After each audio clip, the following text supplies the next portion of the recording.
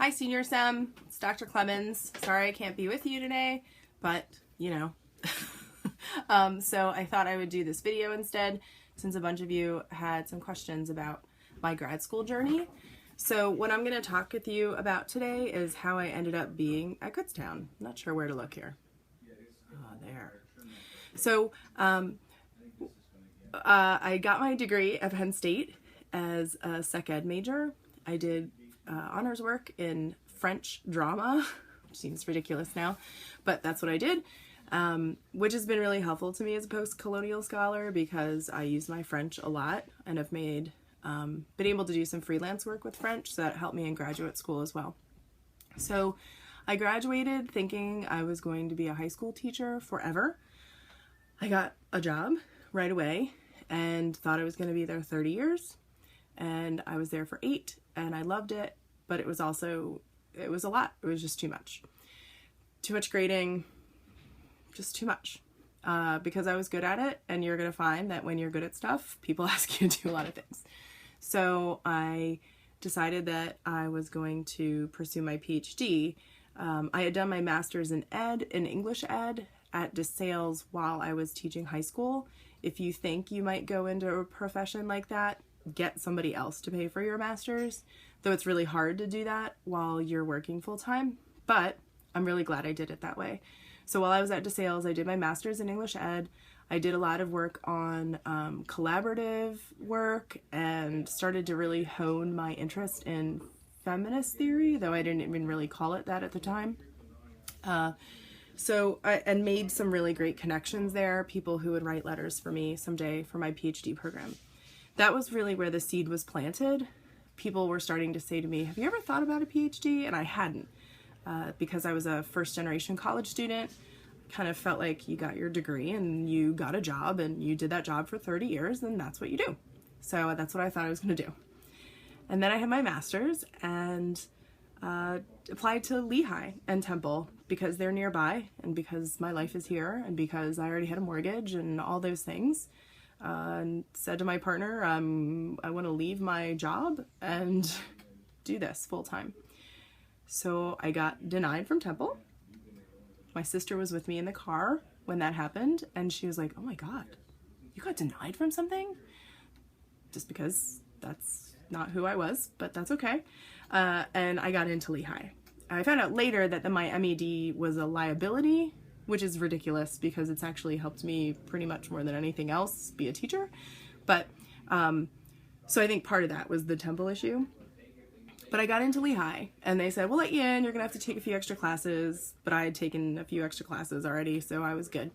So I got into Lehigh. I will say, I don't know that I would get in now. This was in 2004. The market was very different. I'm not saying I'm not a great candidate. I just think, I don't know if I would have gotten in, but I did. And left my job and went back to school full-time as a 30-year-old. And it was amazing because I was used to kind of the grind of being a full-time high school English teacher.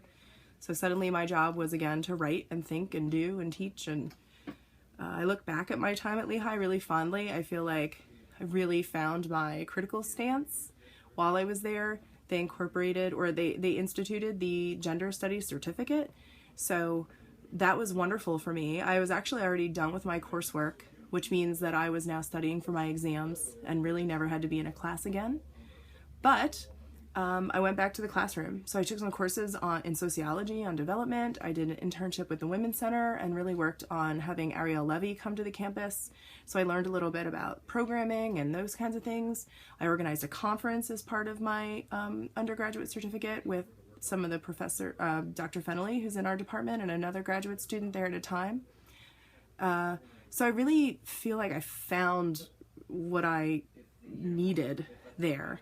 I will not say that I felt confident. I will not say that I felt like I was now legitimate and people would listen to me.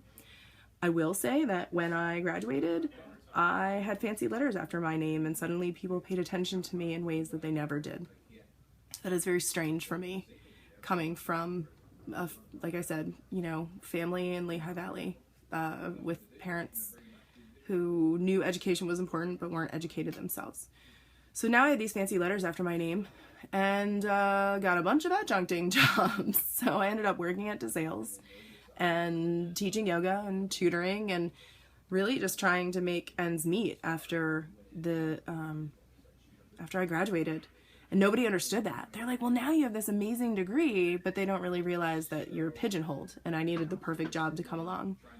I remember reading the job description for my job at Kutztown and saying out loud, that is my job. That is the job I'm going to get.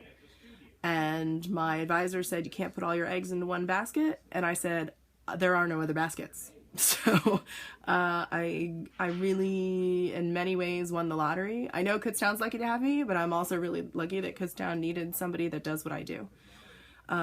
My path is a little different, although I think a few folks have MEDs in our maybe not.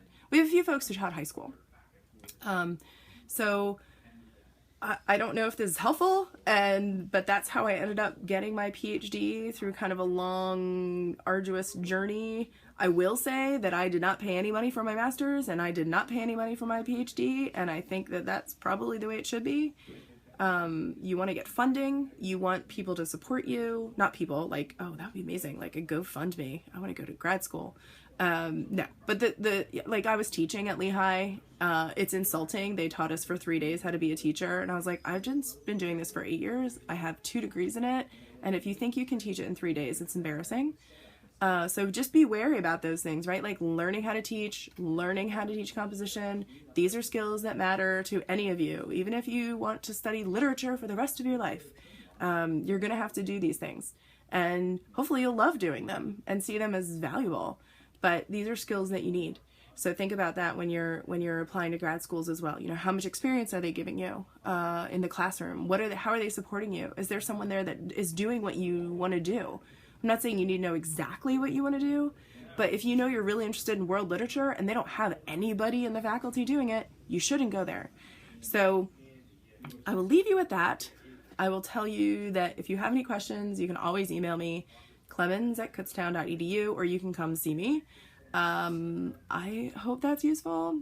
And if you want to talk about programs that have like a gender kind of study element or anything like that, you are welcome to come talk to me.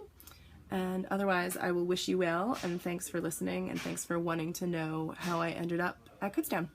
Bye!